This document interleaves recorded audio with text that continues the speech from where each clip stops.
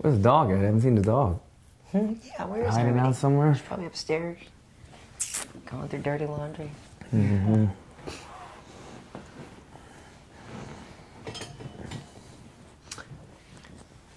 Hey folks, welcome to the MMA Heat podcast. I'm Karyn Bryant. What's up, guys? Coming at you live finally. We finally got together. Big card. I was going in China. She was doing a thing at 2:30, so we figured we'd get together on this one. He's such a big deal now. He's literally paid to travel the world and be an ambassador for the UFC. They pay me. I don't pay them. I mean, it's pretty cool. Fun trip. Yeah, so listen, obviously we're going to talk about UFC 230 and preview Denver a bit, but you have to tell the people what you did, why you were in China, what you did. Just give us a brief, I mean, if you can summarize like an amazing life-changing, maybe not life-changing, but a really It was kind of a trip, once-in-a-lifetime right? type trip. And I can tell you that because honestly, I didn't even know before. I got on the flight going to China, and I didn't even know why I was going. I just knew that the UFC was taking care of the bill.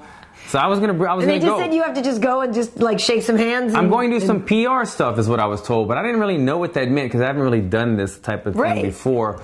But basically, what it is, UFC Fight Night Beijing is coming up November 24th, the day before my birthday. That's the Ngannou Curtis Blades rematch. Yeah, so that was just announced. Big men fighting over in China. They love it with the big heavyweights. Yes. And so last year was the first card in China, which is the Shanghai card, I believe. That's the one that Bisping had the unfortunate fight. Yeah, because he stepped up. Right, he did. And they've had Macau, which is an island off of China. Okay, so they've done that one as well. They've done Macau, but Macau technically is not mainland China. It's a different kind of place. So, yeah. But they had good results at that one. Even though Bisping, you know, they had Anderson Silva fell out, if you remember. Bisping had to step up. They had some twists and turns in that card. They still sold out the arena. They still sold out a 16,000 seat arena. So they had really good results. They're looking for the same success when they come back to Beijing. Right. That hence why I went. I went out there just to get the buzz going about the UFC, to bring somebody out there. The people in China really love fashion and stuff like that. So that's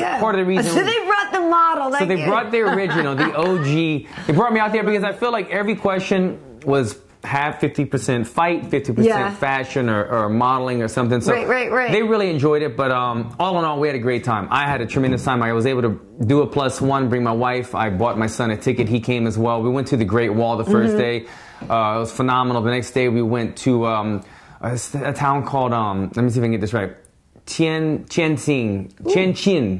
Cool. Okay, I know it's hard to pronounce. I'm so bad with the Mandarin language, but Tianjin was about a 2-hour drive from there, and it was kind of like an Anthony Bourdain, no reservations. We went to a food market, tried a bunch of crazy food. What was the weirdest thing you ate? That's the easy question. That's the easy answer. Stinky tofu. Stinky tofu, Karyn. Was it buried? Was it is it that nasty, like fermented, weird? You know the stinky fruit that they eat in like Thailand? How is that kind of foot odor? Yes, I do. Imagine that amplified. It was strong. Why did you want to eat it? Well, you know, I thought it would be cute. We were walking by it and we smelt it and they were giggling. And I was like, what are you guys giggling at? And they said, oh, that's a stinky tofu. It's so bad. Even the locals don't eat it. And then, you know, like the cameras were on. I was like, oh, wow, I want to try it. This will be my Anthony Bourdain moment. Right. Bad idea. I was just going to say, what does it taste like? It tastes like it tastes like it smells? It tastes like it smelled. If you can imagine, like when you go to the gym and your socks get really like stinky and you take them off and you're like, woo. That's how it tasted. That's how it smelled. And then they even asked me, why do they even make it? What is the point? I don't know. I don't understand who eats it. Why? I guess it's an acquired taste, but they even put all 6 toppings on top, so they spiced it up as well. I don't know if that helped it or enhanced it. But why? I don't understand it either. Why do they invent stinky? Like, what's the point? I don't understand it either. I really don't know. Clear, good smelling tofu. Like I almost can understand like eating roasted crickets or cockroaches more so than eating stinky tofu, because at least it doesn't stink, and I don't think the taste sits with you as long as. Oh, so the stink hung around? It took a while. I mean, I was eating candy and I was washing my hands and it wouldn't go away. So anyway, I tried that. It was a once in a lifetime trip and tofu experiment. I won't do that again. But like I said, it was such an enjoyable trip. Sometimes you come home from vacation. You don't, but I've told you this before about me. I'll go to Thailand for 2 weeks and I'll come home and I'll be more exhausted. Right. You need a vacation from vacation. This was not the case. We flew there. they took care of us like we were superstars, and I appreciate everything. So everybody, if we have any fans that are in China or Chinese, H.E.A.T, guys, thank you. One of the two words that I remember. That's so cool. Yeah, great trip though. I went years ago. My mom and I went to Hong Kong, which is great, but I never made it into mainland China. I've spoken with a lot of Chinese-based fighters back when the Rannick Ultimate Fighting Federation was really in business. We would do a lot of interviews with those guys. So some of those guys are now in the UFC.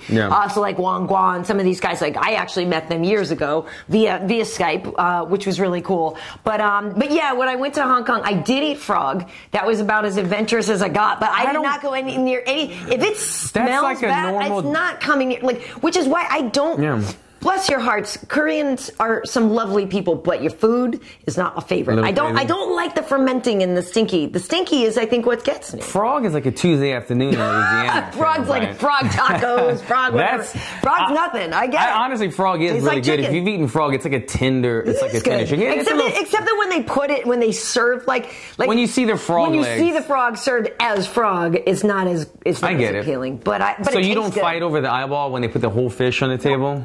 I don't eat monkey brains. I don't eat. This is some Indiana Jones shit. No, I know I love fish, but I don't like. Like if you I'll have the barbacoa and I'll have the whole fish. I don't want to see the face on the plate. Yeah, no, I get it. I'm getting more used to it. What's that? Just for verification, we have a doubter that thinks this was pre-recorded. So hi, doubter. What is your name? Gold Caps. Hi, Gold Caps. This is a live show. There you go. What's the doubter? What's the point? Why would we even bother saying it's live if it's not live? When we do the regular podcast, it's not live. We never pretend it's live. What was the real agenda there? Just to get us to say that keyword? Hope you won some money? Yeah, I was just going to say. Is that a bet? So I was not in China for the last week with family on a once-in-a-lifetime trip. China. I was in Smell-A where it was hot. Smell-A. And the allergies were bothering me. But yeah, no, we had a good week, and I was in the studio for UFC 230. Yeah. I was there with Kenny and Michael. If anybody saw, hopefully you guys watch. If anybody saw the post-fight show, we started to get a little bit ridiculous. Got a little crazy?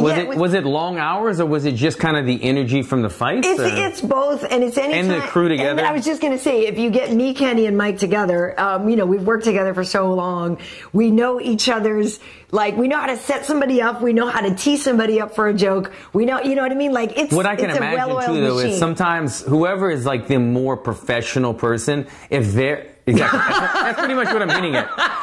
No disrespect, Kenny and Michael. They're not playing full traffic cop, then when the cat's away, the mice. It's that kind of thing. If the one person is not always being super professional, then the other ones are definitely not. There might have been papers being thrown. Basically, it started out because Bisping, he's British, and so every now and then he'll have a saying that's just slightly to the left of how we say it here in America, right? So we're in the post fight, and we're talking about Derrick Brunson and Israel Adesanya, which of course we will get to as well, which was a fantastic fight. I thought a fantastic performance from Israel Adesanya.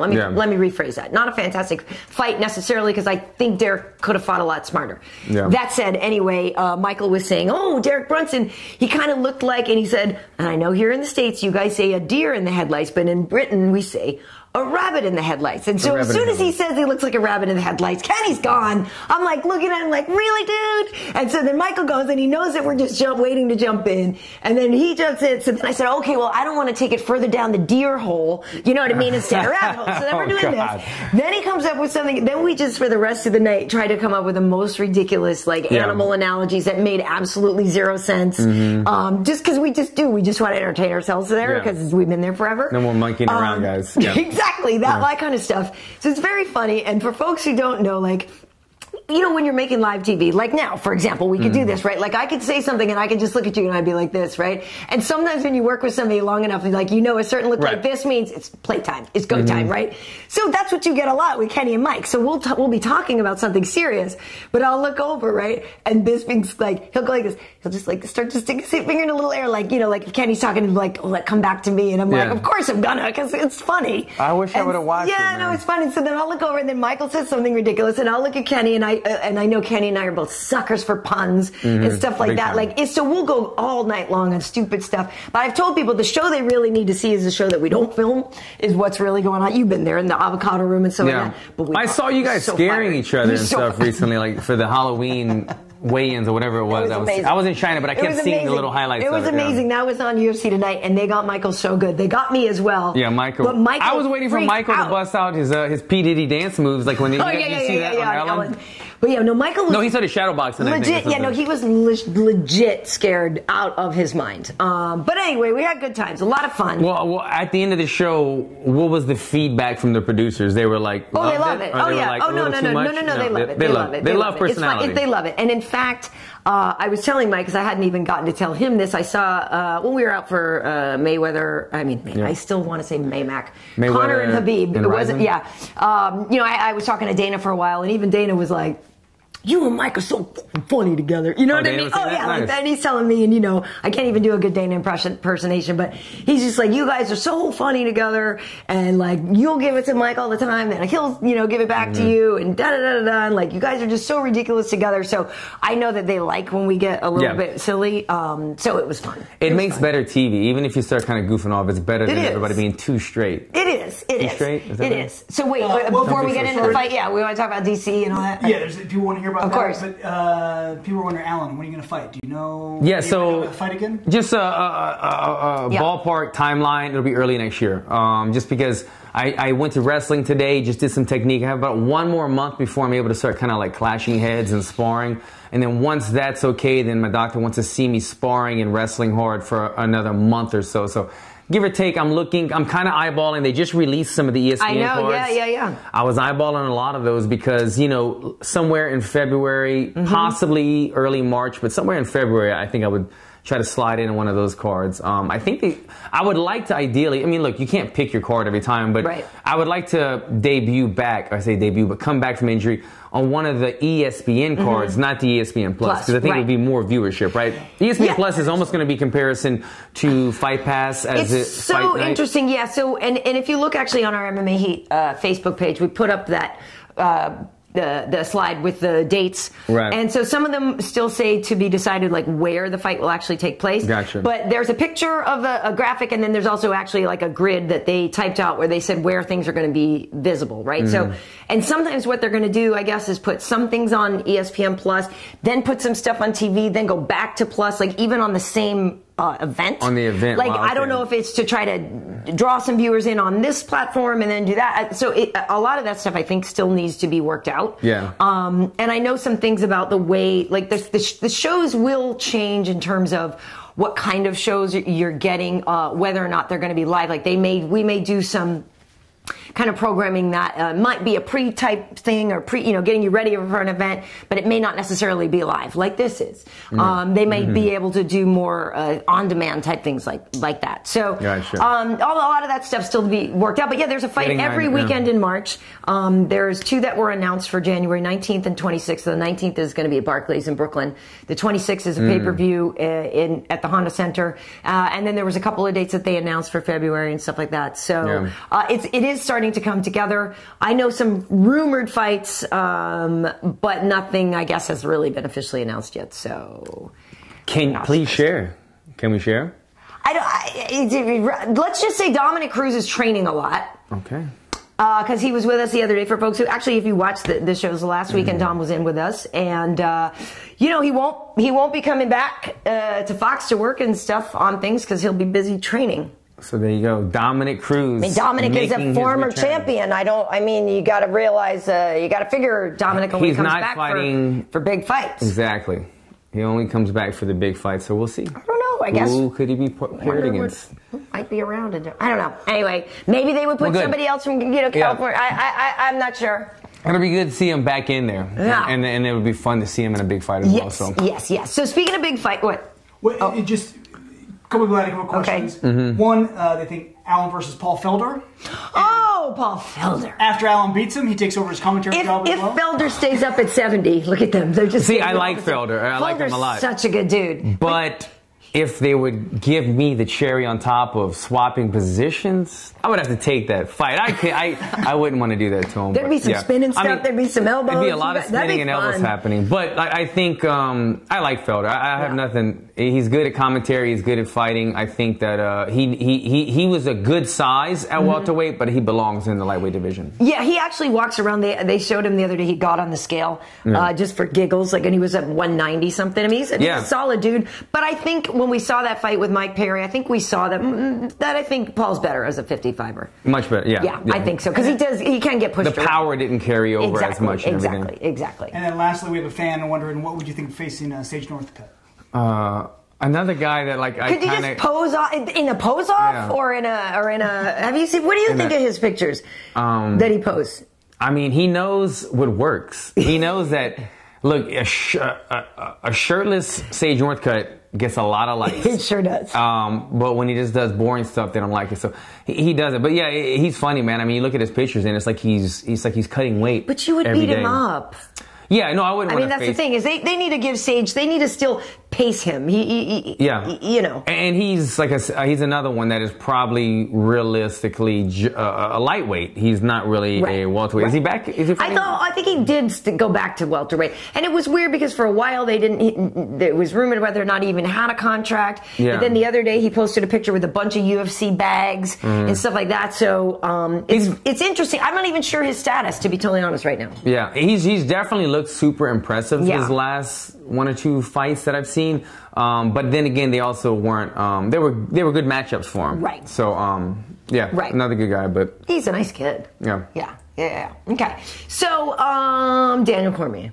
DC double champ. I mean, how ironic that the guy is named DC. He's the double champ. He's just good at what he does, man. He makes fights look easy. And, he's just always in great position with the wrestling. He's very good at the ground and pound. And who would have thought that DC, I think he's a brown belt in jiu-jitsu. But, I'm not sure. But the man has 4 submissions. Oh, he can submit, because he wails on people enough and then beats them into submission, literally. And apparently, the rear naked choke is his go-to. Yeah. It's his money. He beats you up, he makes you expose your neck, and then he's able to finish it.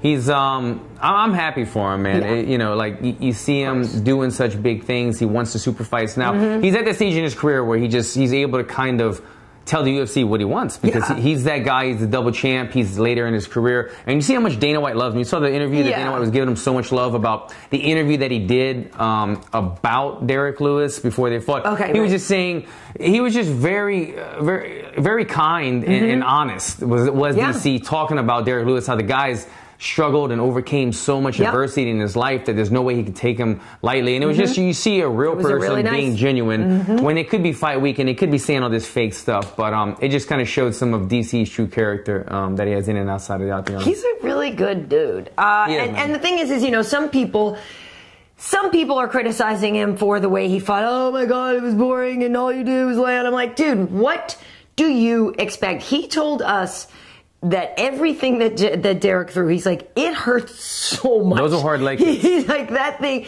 he is so powerful. It hurts so much. Like, what? I get that you wanted to see, him play risky and, see if Derrick could knock him out. But if you're the double champion, and you only had a few weeks to train, you have an injured hand that, you weren't even 100% sure you could take this fight. And then I don't know if you heard this because you got on a plane right after the fights. He told us in the post-fight interview that he hurt himself. That his back, he sneezed in the morning and threw his back out. Yeah. And literally was laying on a heating pad and all this stuff and trying to figure out if he was even going to fight. And his manager, Bob Cook, was like, dude, you're not going to fight. Like, Bob was really trying to almost pull him out of this fight. And he's like, no, let me see.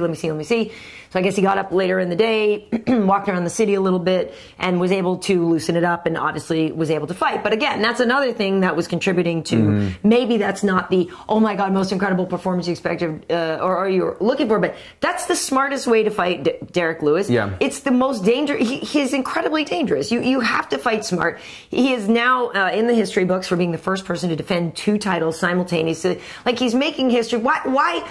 I get that some people wanted to see him get knocked out, but why would he ever take that risk? Yeah, I mean, I don't know if this is a news flash for a lot of people, but it's not for me.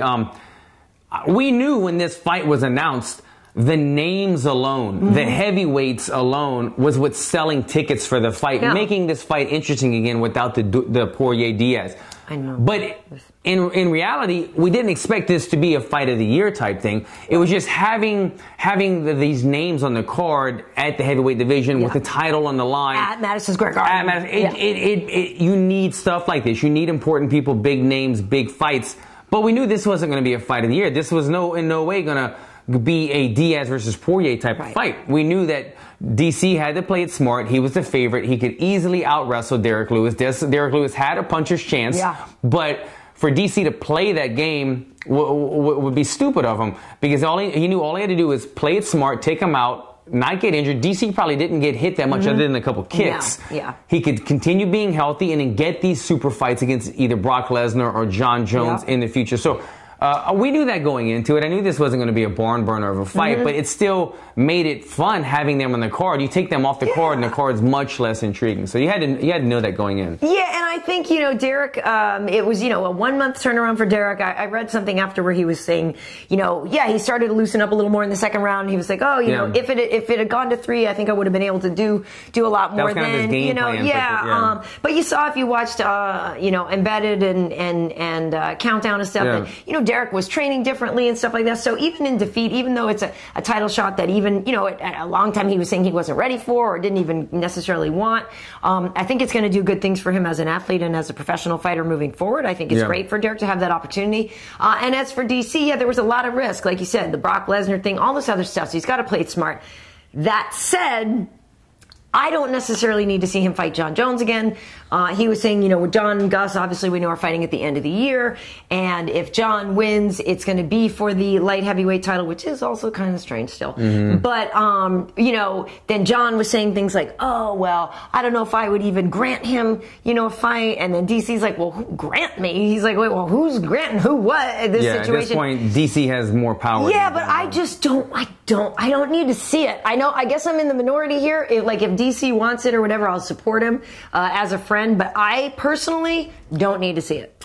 I am for this fight in terms of a fan, and if DC really does want to cement his legacy as the GOAT, he's got to get this Jon Jones blemish off the record. But even if he beat him, he still would have lost to Jon twice. He still would have lost to him. So people would still say, oh, you only beat him once. You lost 2 out of 3. But as long as he beat him, as long as you beat him, then you redeem yourself. You almost wipe your slate clean, in my opinion. Do you think it has to be a light heavyweight? No, I know some people are saying anywhere. I think he doesn't. Well, I don't think Jon wants to fight him at heavyweight. Jon knows that the weight cut is part of the issue of why he can beat. I think. I agree. I agree. It's at heavyweight, it's a totally different fight. To DC's advantage at heavyweight, to Jon Jones's advantage.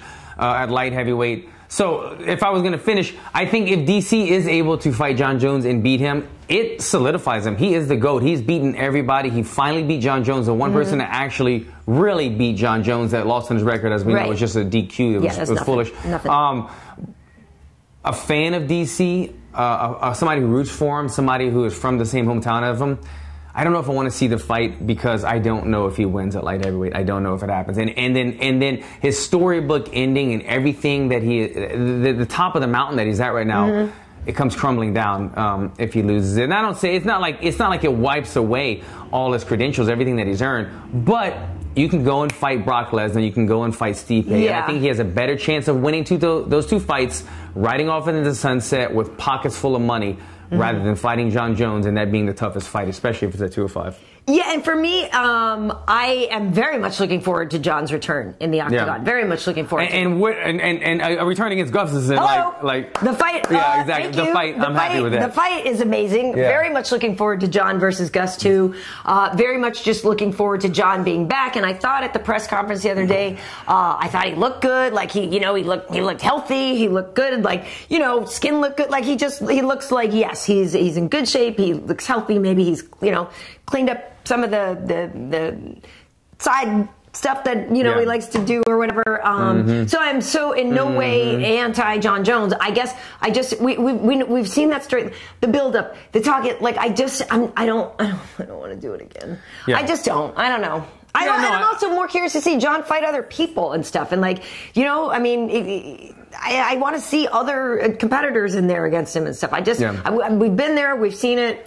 even if DC won, I still think people would give DC grief all the time. People would still, if you know, because John beat you twice, and I don't know. I just don't need to see it personally. I think that if he beat John Jones, I think that it turns over a new leaf, and because then they wouldn't say. I mean, they could say what he beat you before, and then DC would say, "Well, I just beat his ass now." So the latest one is what matters. Yeah, so for sure. But yeah, I think that is definitely the toughest of the three that we're mentioning. That is the toughest fight, especially if it happens at 205. Yeah. Let's see first how John Jones comes back. He's always came back and looked pretty good. Looks awesome, yeah. The one time that he came back and he was a little bit bulked up against OSP, he didn't look as good. And DC said if this John Jones came back, it wouldn't be a good fight for him. We'll see.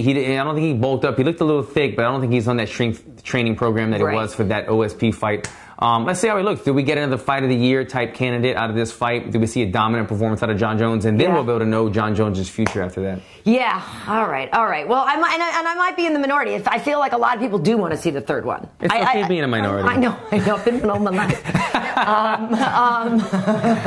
So, moving on though. Co-main event. This was a very hard fight to pick, I thought. Exactly. This was, we call it a pick'em. Yeah, with the odds actually had Weidman favored. Okay. And Jacare, I guess, was an underdog for one. Like Kenny was saying, and I didn't realize the stat. I guess that's the first time in the Strikeforce and UFC that Jacare was an underdog, which I was a little surprised by. And then I was trying to think about some of his fights. No, okay, actually, that could make some sense. We have known Jacare a long time. I actually shared a little bit of a clip from a video that we did years ago. That was in 2010.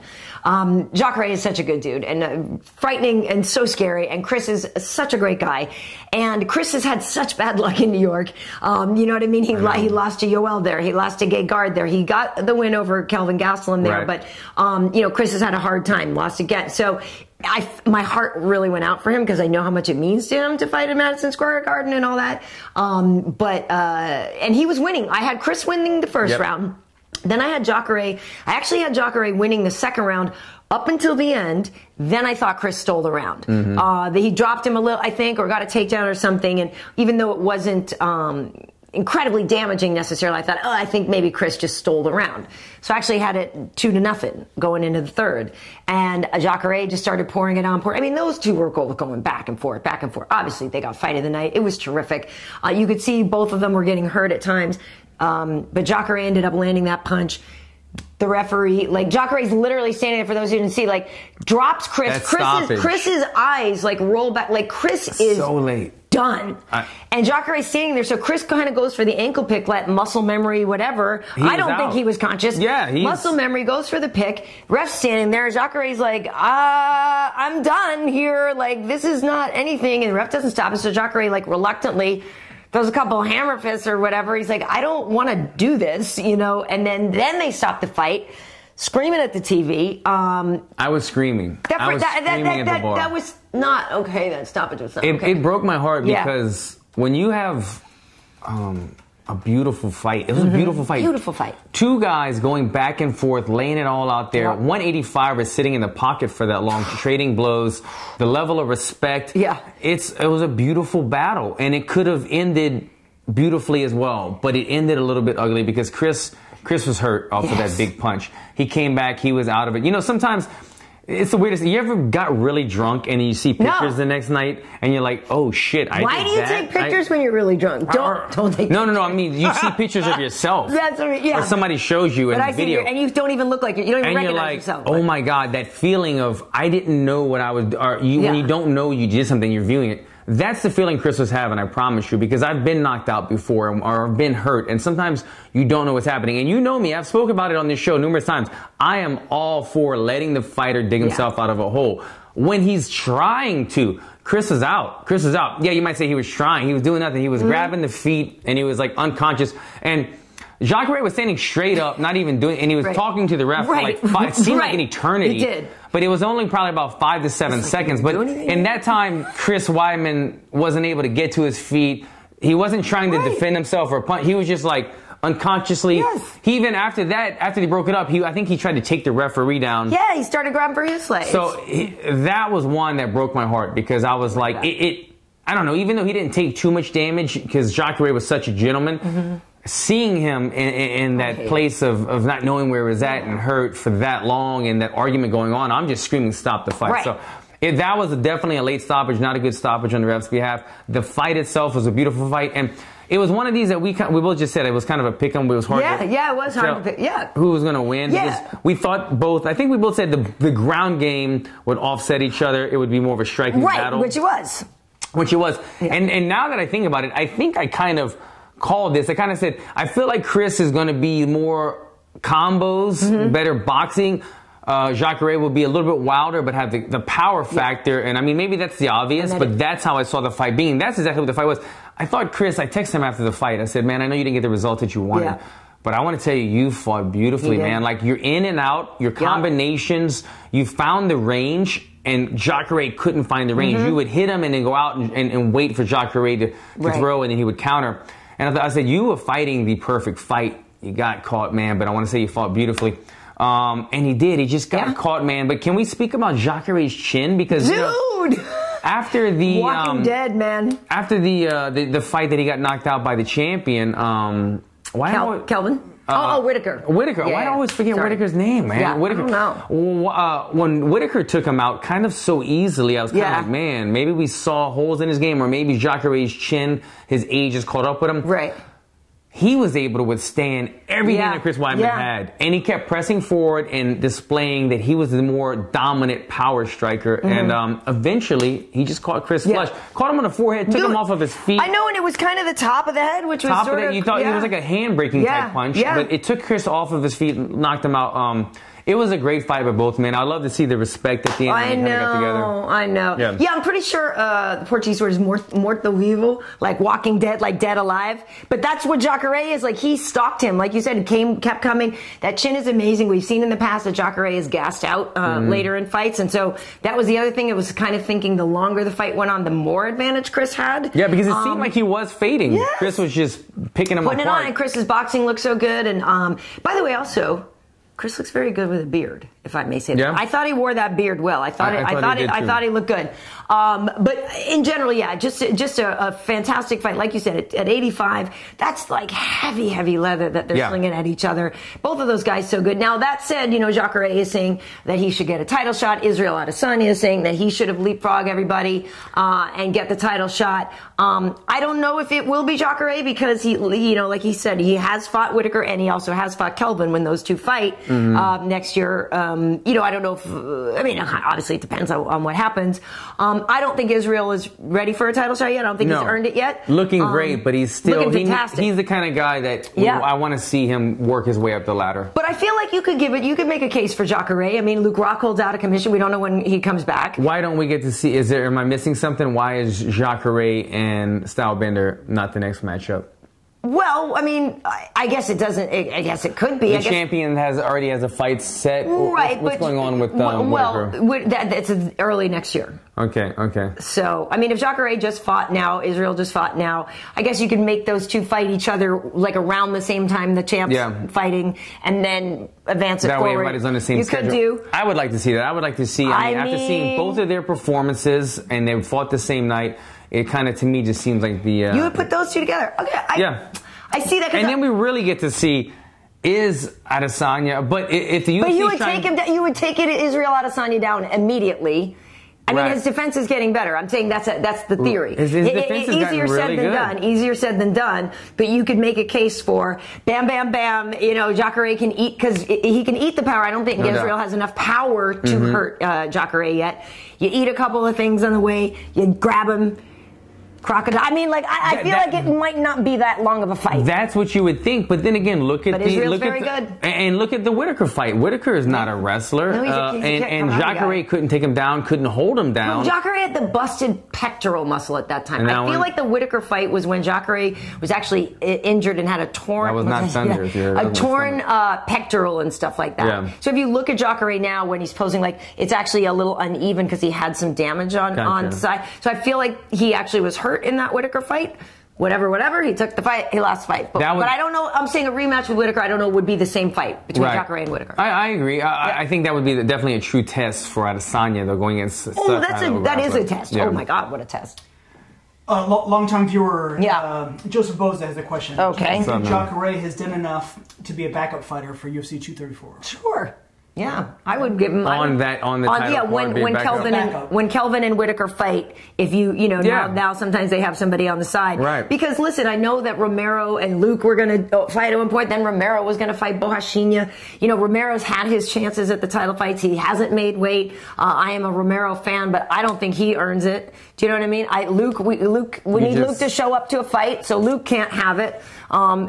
Jacare is the next dude in my book. I just had a vision, Karyn, because of that. Adesanya versus Borrachinha. Yeah, but I don't think they would want to cancel out two rising stars like that. Yeah. I personally would rather see Borrachinha versus Romero because I'm curious about that. Because Borrachinha, I feel like he needed to look out for getting taken down. Like Borrachinha is great on the feet. Yeah. I'd like to see his ground game, but I also think like maybe Luke and Israel. I would watch that fight. I would watch that fight in a minute. That would make sense as well because Luke didn't fight. He's another guy that's right up there. And they'd be a striking affair. They're both long-limbed and stuff. Yeah. I would watch Israel and Luke. But I think Luke would take him down. I think he would look for the takedown. Yeah, Luke has maybe better ground game and stuff. But again, if that's the same argument against Israel versus Jacare is the ground game part. Yeah. A lot of interesting fights. The middleweight division has kind of reemerged in my eyes because I saw it kind of weak for a little while. And now that you've got these rising stars like Israel, Adesanya, Borrachinha, and we've got guys like Jacare and Chris Weidman looking very good again because they were kind of up and down. Yeah. Luke Rockhold's back from injury. We have the reigning champ. 85. It's a great division. Here's the thing: the Israel fight, I thought he did look very good. He said afterwards he gave himself a B-. Great on that. I think he looked good. I also think Derrick had a bad day. Derrick can be up and down, up and down, up and down, and sometimes he gets emotional. And I don't know if that's what throws him off or whatever. Like I definitely think Derrick is a better fighter than the one we saw on Saturday night. He fought scared. And I wanted a better performance out of him. You guys hear that? Wow. Thunder rolls, man. Jesus. I got to eat something. One day back at wrestling, my body's like eating itself. I think, I don't want to say Derrick fought scared. I'm trying to put the right words to it. He fought almost desperate. He can be reckless sometimes. Right? Reckless, and he fought like, I have to get a hold of this guy. When he should have engaged a little bit, played, shot, feinted some shots, done some things. He gave up on that game plan a little too early. I don't know what his game plan was, but it seemed like right away after eating a couple strikes. Actually, Adesanya didn't even throw a strike for quite a while. He was kind of reading Derrick, and Derrick kind of showed his cards early. Adesanya was able to read him. Then he started engaging. Adesanya started engaging. But once he started engaging, Derrick started looking a little bit desperate. Like you saw that with the holding of the shorts twice, and Stylebender was able to get into his head. He was flicking them off right after that. And, but the one thing I got to credit Stylebender, and I'm a fan. He makes fights look easy, and I don't mean that in disrespect to Derrick Brunson. But like the first couple of times I saw him, I said, "Man, he can't." But he's saying how good he is, but he's going to get taken down. And look, he's gone against guys like Derrick Brunson against the cage, and Derrick couldn't get him on the mat, and he's able to slip and evade punches and counter strike. He does everything very beautifully. Vittori only got him down once in the third round. Yeah. In that previous fight, the same card when we were in Florida. Yeah. So Israel, I think, is very, very good, and we were talking about this the other day. Like I feel like people want to say, and I just did it too. Yeah, but take him down. But like on the sly, he's getting really better at that takedown defense. He's got good takedown defense. I think he is absolutely a future champion. I guess he did also say he almost pulled out of the fight. He was hurt and has like a meniscus tear in his knee. Adesanya did. Yeah, so he said actually not too long before the fight he was considering dropping out as well for injury. And then he took some time off. I guess it was his dad or something and said, "Oh no, just take a few days off instead." And then the knee, I guess it had swollen up a lot, and so then it went down. Then he was feeling good enough to fight. God, man, that was one of the fights I was really looking for. Well, yeah, and this was the fourth time he fought this year. He got 4 wins in 2018. So Israel has had a heck of a year. Definitely a breakthrough year for him. Fighter of the year? Could be. I mean, DC could be fighter of the year. DC, but breakthrough fighter of the year, maybe. Breakthrough I would give to Israel. But But anyway, I guess my point being that Israel wants to, it needs to take some time off anyway. 4 fights in 1 year and a little bit of an injury. Go cash some checks. So yeah. Do you like Derrick Lewis and buy you a yacht? Exactly. Buy you a I know, I'm happy for the Black Bees. So, Derrick Lewis, sorry, not Derrick Lewis, David Branch was supposed to fight Jacare. David Branch ended up fighting Jared Cannonier, who came down to 185 pounds. This is a guy who debuted in the heavyweight division, then was a 205er, is now a middleweight, looked absolutely shredded there, and looked good. That was a good performance from Jared Cannonier, and he came in with a surprise, took out David Branch, who is a local guy again, not a great night for locals sometimes, fighting at Madison Square Garden. But I was happy for Jared to get that win. He kind of needed it, and looks like he found the right division. Yeah, Cannonier's a beast. The first couple of fights I saw in the UFC, he knocks a couple of guys out, and I remember watching him thinking, this guy's ferocious, man. The way that he fights, his style. He hits really hard. He's a very strong guy. And like you said, you see him at 85, and the guy is completely chiseled. I think it's a good division for him. I think he could pose a lot of trouble for a lot of guys. He's another guy that I like to see in some of these mixes. You know, this was his first fight, but he beat a pretty big name in that, and he did so in a pretty good fashion. Beat a former champion. Former champion. So I'd like to see him thrown in maybe the Bohashinya type mixes as well. And it's interesting too because guys like Jared Cannonier now, Karl Roberson fought Jack Marshman before then. So there was like I think we had 6 middleweight fights, right? So it was a really nice middleweight display. My thing is, for guys like Roberson, Cannonier, guys who put on really, really great performances. But now it's like you need to do something to break out from the pack, right? Because great performances and great wins will help, but that's where Israel has the advantage at being so good on the microphone and being so good in social media. So for my advice to the Robersons, the Cannoniers, and guys like that is keep up the great work, but you got to try to find another way to bring a little bit more sizzle and a little more ice to your game because it's going to be hard to stand out. Cannonier tried to stand out. What did he say? He pissed on the gate entrance. I don't know if you saw that. He did the dog thing when he walked into the octagon. Oh, I didn't see that. He took pretty much, and I like Cannonier, but he kind of took what Adesanya does, which was, he said, I'm pissed all over I'm the new dog in the yard. So he literally walked up in the octagon, smelled, lifted a leg.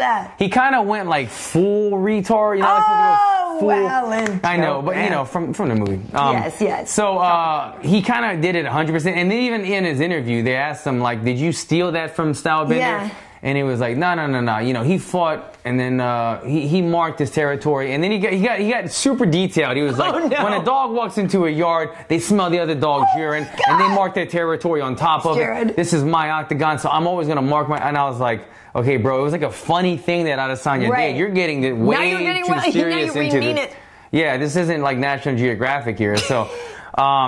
He's trying to break away is what I'm getting at. He's trying to do some things, so I applaud that, but it's got to be a little more original. It kind of reminded me of when Nate Diaz had the joint in the middle, and then the little, what's the little, Discos too? I know you're talking about. The little guy. He's with Sandoval. Sugar Sean O'Malley did the same thing. I was like, you can't do the same thing, man. Like you have to be more original. So anyway, I get what you're saying. Breakthrough. There's a lot of guys coming up in the middleweight division. Yes. They all look spectacular that night, and they just have to do some little extra stuff to kind of get noticed or break away. Yeah, I think that was cool. Now, you were having a viewing party in China for the fights? Did you only watch the pay-per-view? Did you watch any of the prelims or anything? I love that, an Irish pub in China. Yeah, so we only got to see the main card. They were originally saying we're going to put you there right before the main event, and I was like, no, right. I need to see these fights. So everything else I just got now and then. I got a little update on my phone. So I only saw the main card. I didn't see any of the prelims. So were you explaining things to the people in the audience, like when things were happening? Were you kind of talking things like what Not that. It was more. We all viewed the party at the same time, and in between it was more just kind of Q&As about fan type stuff, and then we were doing things like people bet.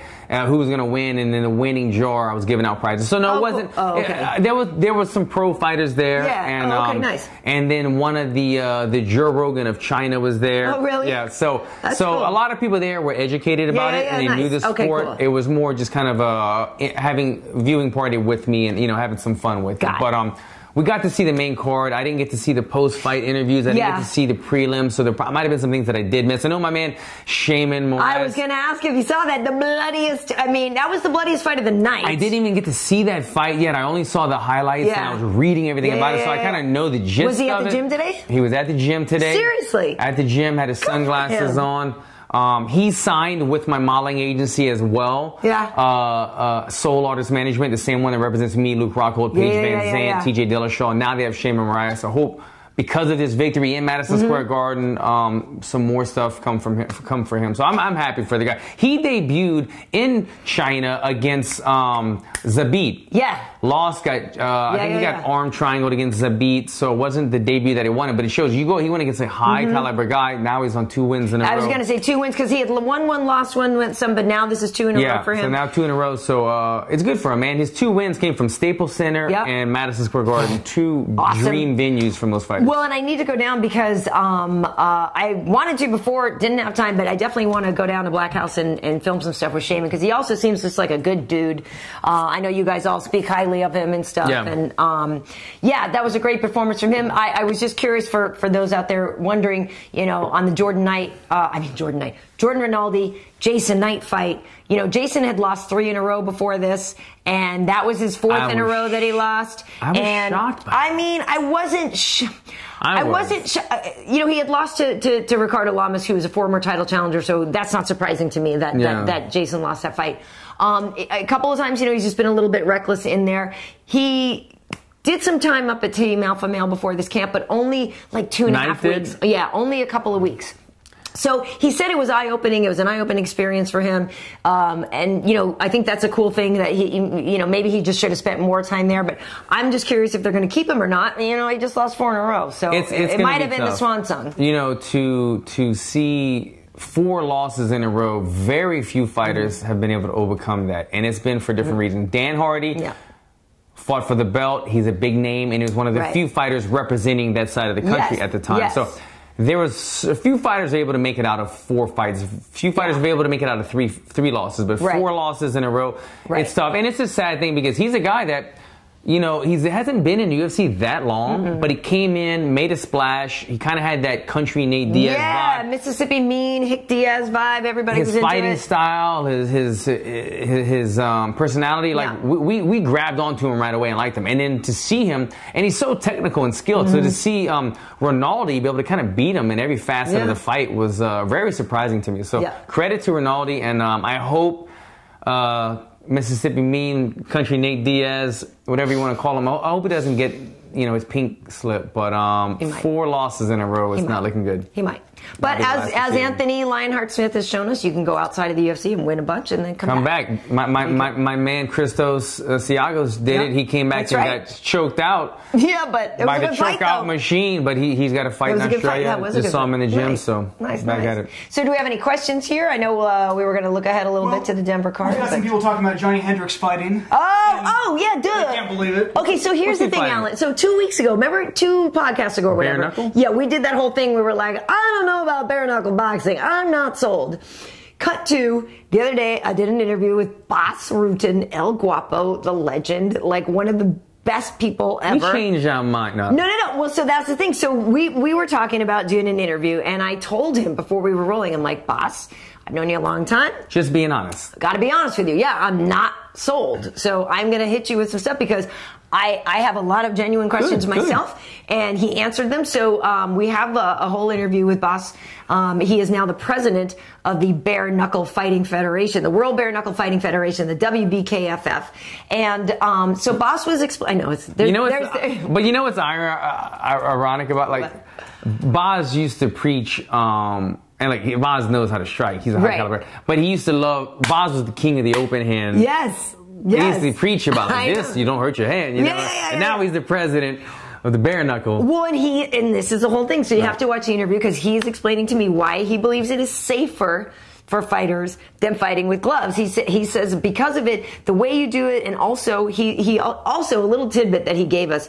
Anytime if you're in a street fight, in a bar fight, and you get too drunk, if somebody comes swinging at you, just dip your head like this because this is the hardest part of your head. I've seen that movie. Right. And so he was saying that, like, that's the best defense, actually, if somebody's ever coming at you, is dip your head down, and they're going to break their hand on the top of your head or whatever. But anyway, for many reasons, he explained to us, well, they don't throw them throws, but why bare-knuckle boxing is safer for people. But yes, to your point, Johnny Hendricks is fighting on this card. The All-American wrestler. Johnny Hendricks is fighting on this. You know who else is fighting?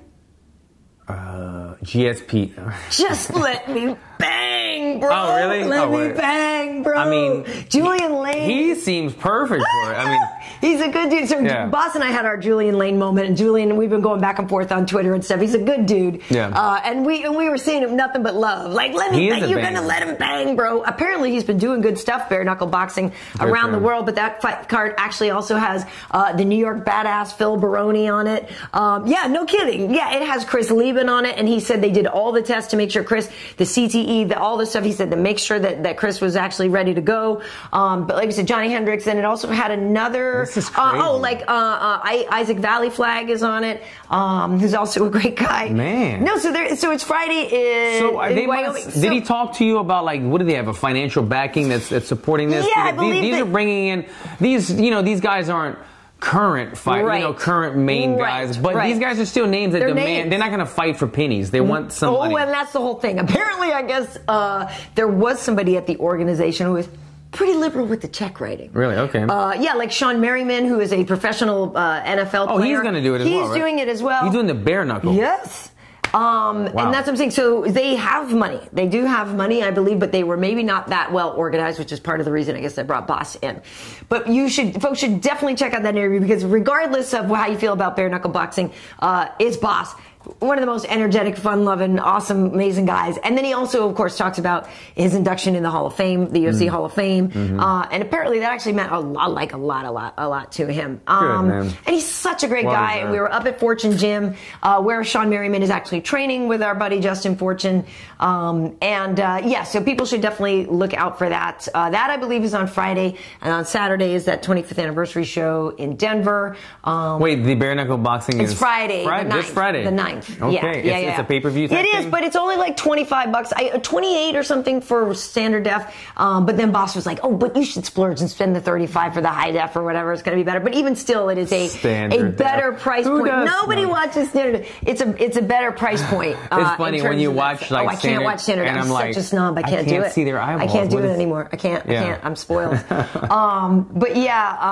After that, we have the Denver show. Mike Perry, your boy Mike Perry, going up against Cowboy. Yeah, so they're the co-main event. Questions about that. Do you have a prediction? Yeah, what do you think's going to happen? I mean, Cowboy's a guy you wanted to fight. It didn't happen, but Mike's a guy you beat. Like, how do you see this one playing out? I mean, it's pretty simple to me. If Cowboy has not, if his age hasn't caught up with him, I see Cowboy outstriking him for sure. I see Cowboy being or maybe not even outstriking him, but just being the better fighter. Mike Perry's a guy that, not easy to fight anyway. He's a tough guy to fight. But if you're the better striker, you have really good movement, or you're well versed or IQ'd in the sport, when to stay out of danger, then he's a beatable guy if you're the right size. His last fight against Paul Felder. Yeah. Paul Felder obviously is all those things that I'm saying, but he's really more of a 55er. Cowboy is a 55er kind of as well, but he's a much taller, lankier one. So I think he could keep Mike Perry at bay with his striking, throw those long strikes, throw those knees, and even take Mike Perry down if he wants to, maybe try to finish him there. But I would put my money on Cowboy, but you can never bet. You can never. He's like a Derrick Lewis. Right. One punch can change a fight. Well, and the interesting thing about it too now is because I agree with that because Cowboy is also has a better, more well-rounded skill set. But here's the thing: now that Mike Perry's been training at Jackson Wink, like what has he added? What has he added to the arsenal? Because his last performance, he did look better. After his first camp there. So I'm curious to see if Mike Perry is becoming more well-rounded, if he adds a few things in there. But we do know that elbow that he got Jake with was like, Donald better not stand there right in front of him and wait for that right hand and wait for those elbows. And there's a little bit, obviously Karyn just kind of talked about a little bit of the backstory in this fight, and that could play part in this as well, because Donald hasn't had that great of success always in Denver. Obviously, his last fight was against Jorge Masvidal. He got knocked out. He gets really nervous before his fights. That doesn't mean, he doesn't perform well, but he gets really nervous, especially fighting at home. And now, not only is he fighting at home, but he's going to possibly have some of his old coaches in the opposing corner. And so not only can that play a little bit of mind games, having your coaches there, but you don't know if they're saying, look, if I'm fighting someone and my coach or my manager, somebody that knows me deeply, is coaching them, are they telling them every little weakness or every little fear, every concern that I've ever expressed to them, and now my opponent knows this? It could play some mind games, or it could just give some openings to Mike Perry. We got to see how that all plays out. But if these two guys were just the fighters themselves fighting anywhere in the world, I would give the advantage to Cowboy for sure. Yeah. So also on that card, Amanda Bobby Cooper is fighting Ashley Yoder. I'm going to be talking with the ABC. We set up an interview to do in about 20 minutes or so. And then also later on today, I'm going to talk to Joseph Benavidez, who's fighting Ray Borg. Those guys are on the card. I will be in the studio for that one. Who's our main event now on this? Now it's Yair Rodriguez versus Korean Zombie. Unfortunately, Frankie Edgar got hurt. It was supposed to be Frankie versus a Korean Zombie. Korean Zombie is money. Yair Rodriguez, money. Like, I actually think that's going to be a wild, very highly entertaining fight. Like, I think both of those guys are talented and fun and active. It's going to be like cats in a bag, I think. But with Frankie out, I was happy with the replacement. Yeah, Yair's a very solid replacement. Is it cats in a bag? Cats in the bag? Oh, yeah. Oh, no. I'm using my Michael references. Punch your way out? No. Punch his way out of a paper bag. Just being ridiculous, calling back to the post-fight show. But it's a good card. There's a couple of other fun things on it. I got to get ready. We've had bang, lots of fights. But I'm working with Suga and Jimmy Smith, I think, this weekend. And we do have a UFC tonight this week. We don't have one next week and stuff. And if folks, I guess I should. If folks haven't noticed, unfortunately, we're not doing any more tough talks, which is a bummer. But I will still be doing the I haven't been watching my show. Show's still going on, but the tough talks. We're not doing them, but it's moving right along. But some good stuff on the horizon here. So, do you have any questions or anything people want to? Well, we have one for Dean D, also a long-time viewer. He's saying, please ask Joe B if he thinks the flyweight division is going to get cut. That's going to be kind of a major talking point. Joe's such a good guy. Well, where are we at on that? I've been kind of out of loop on that. That's been kind of a topic. That was part of the theory of why they were okay with letting DJ go is because they were just quietly going to get rid of that division anyway. And it's just because it doesn't. I guess it doesn't sell. It doesn't put the butts in the seats. I don't know. I mean.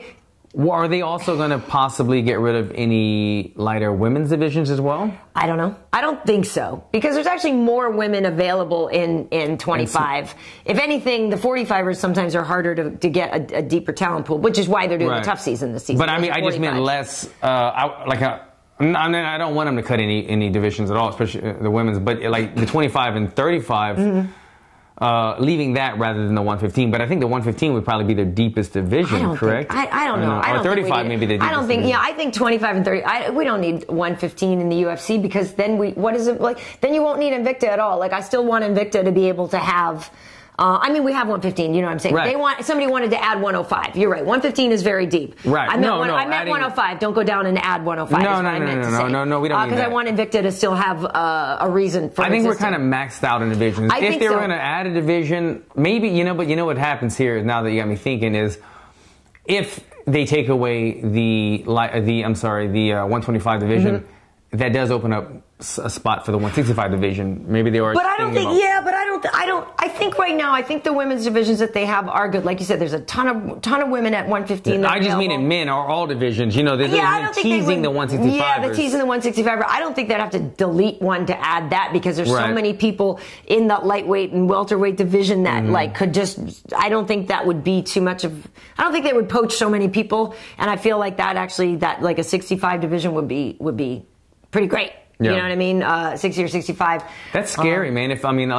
I feel fortunate that I'm a welterweight because to think if I'm a young fighter and I've been fighting for the last 5 years or so to get to the UFC and I'm a 125er and they're going to take the division away, it's like my dreams or I have to just fight bigger men the rest of, you either got to fight up. So for example, there was a kid, I think it was last weekend and I'm blanking on his name right now, but who was making his debut and he said, I'm really a 25er. but I'm fighting here at 35 because maybe this other division won't even exist. Yeah. So yeah. If you have a minute, the only last question. People are wondering what your thoughts are on the Mayweather news. I know it just broke, but do you have any thoughts? So last night, Ryzen announced that Mayweather, and I'm blanking on the guy's name, it's okay. Something, I think a lot of people are. that he was going to be fighting on New Year's Eve in a special rules match on Axis. And I don't know if I care. Like, what are they going to do? The guy's a kickboxer, I guess, that he's fighting. It's the special rules. You know, it's just going to be a boxing match. Right. Or whatever. Like, when it says special rules, it loses my interest. I know sometimes these fights in Japan can be fun when it's like, first round only strike, second round takedown. Right. Those sometimes are interesting. But if it's Mayweather's smart. He's going to protect himself.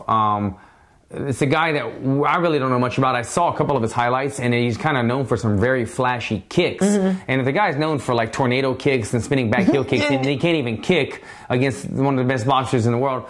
What are we watching? And the guy, what is his record? And he's like a young kid. Tenshin Nasukawa. Yeah. There we go. And I don't know his weight either, but he looked when the picture that I saw, he looked smaller than Mayweather, like a good bit smaller. So if he's fighting a smaller guy who's a kickboxer who can't kick, what the hell are we watching? So we're watching him make money is what we're watching. Right. It becomes a publicity stunt. Totally. It becomes Hulk Hogan versus Rocky. You know what I mean? It's something crazy. I don't know if I can care. I'm not sure I can care, but we'll see. And when it gets closer and if it actually happens, I'm not saying I wouldn't watch if somebody stuck me in front of it, but I don't know that I can get that excited about it. Tenshin is 125 pounds. He's 5'5", and he's 20 years old. Wow. He's a 125 or 5'5". Yeah, I mean, good for him though for getting the payday. Yeah, good man. for you, Hopefully he's making some money. Nasukawa. And I saw 50 Cent commented on that right away. Throwing some shade over at Mayweather. What he does now is throw shade. Like, is he actually does he rap anymore? Like, I know he promotes fights and stuff. Right. And we've interviewed him before up at Fortune, and he was totally cool. But like, Fitty, how about we make some music? All he does is beef now. I know he's successful and he's got a lot of money and he's got his empire, but like, all he does is kind of like troll people. I know, man. It's like, bro, you're like a big name successous guy. Why are you kind of taking the, like, you know what I mean? Like, let's see some actual music. Tenshin's kickboxing record is 27-0, 20 knockouts. Ooh, nice. His amateur record, 105-5. So all kickboxing. 105-5. Holy shit. Amateur Holy cannoli, this dude's been busy. And no professional MMA. He's only 20.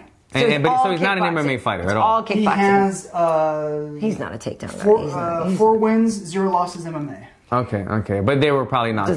Those are the ones that I saw. So he's a kickboxer, special rules. Right. I don't think there will be any kicks involved. I don't think so either. So I don't know. Good job making money though. Yeah, maybe it becomes like a 6-ounce MMA glove boxing match or something like that. Right. And lastly, did you see the Conor and Mike Tyson stuff? Did you see the post there?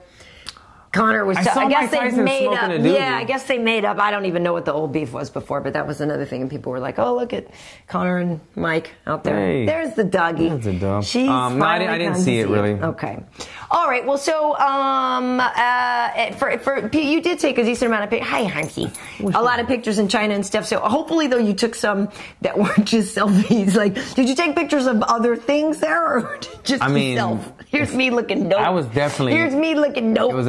It was weird because there's no, unless you guys don't know this, China, you have to have a VPN account because they have their own social media. There's no Facebook, Instagram. Did you get on Weibo then? All that stuff. So yeah, we found ways around it. We downloaded a VPN account. And so now and then, like every couple of minutes, you'd have a little bit of a connection. You try to post a bunch of shit right away and then it goes away. So it was really weird. But I'm hoping to see a lot of fun stuff because UFC was documenting the whole thing. Cool, exactly. And so when you have like 3 cameras doing everything, you kind of feel funny, like doing your own little right, you feel like I'm clearly getting taken care of. Right, they have a freaking red camera, and I have a cell phone. So yeah, they got so we'll see. But I documented some fun stuff. But I think in the next couple of weeks I'll be putting it out. Oh, that's so good. Right, and as the fight comes up, that's very exciting.